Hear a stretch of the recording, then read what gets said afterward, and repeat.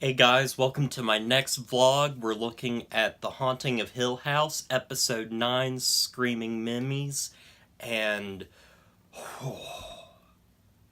this episode drained me like no other. This was just another fantastic episode dealing with so many different things: mental illness, stress, worry, just all these different combinations coming together into something that's truly heartbreaking, and it's hard to watch at times. This episode deals with the Crane family. This episode in particular deals with the Crane family in the past. There are no scenes in this episode that take place in the present. Now, just to give some context, if I haven't reiterated this before, there's a certain thing that happens in the show with the Crane family's mother, and that happens to be that the Crane's mother dies, kills herself in the house, and a lot of people wonder if she was crazy or if the house actually did something to her. And we always hear about that night that it happened. We get little glimpses from the children's point of view throughout the show of like what happened at that night, during that night, or what was going on, and it's always really interesting and creepy and scary.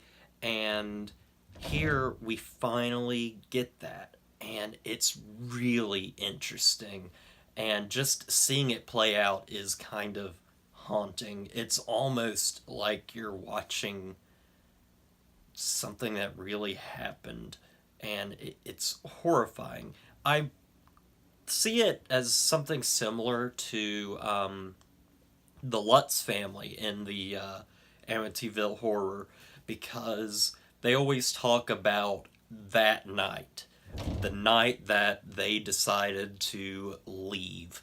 And this episode channels the Amityville horror like no other. It really feels that way. It's that night, the night they decided to leave, and it deals heavily with the mother, Olivia Crane, and what's going on in her life and what leads her to the decision she makes or the decision that she doesn't make.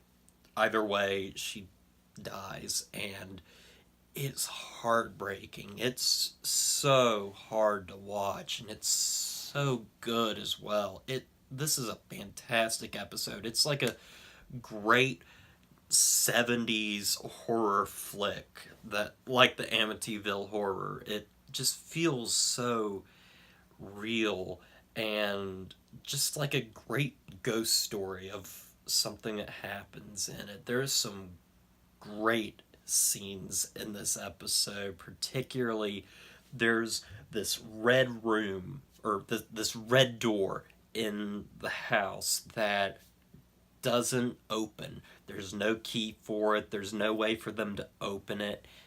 And in this episode, it's opened, and we finally get to see what's in it, and it's it's all worth it. It's fantastic. This episode is one of the best episodes of the show. There's literally nothing I can say that's wrong with it. It just flows so well. You're constantly engaged. It's just driven by a powerful, powerful performance by Carla Gugino, who hasn't given this great of a performance since, well, her last Mike Flanagan venue, which was Gerald's Game. She was fantastic in that, and this episode in particular, she channels just that fantastic acting that she had in in that show.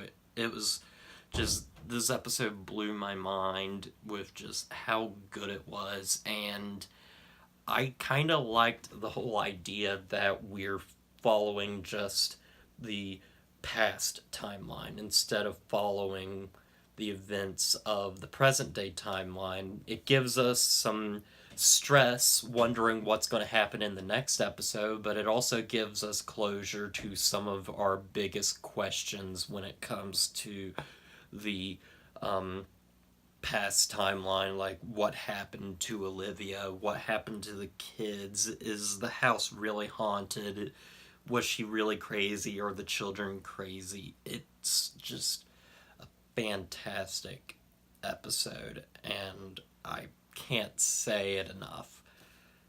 But yeah, that's really all I've got to say about this episode. I really enjoyed it. It's a fantastic episode. So, with all that said, don't forget to like, comment, and subscribe to the channel, and I'll see you guys in the next vlog.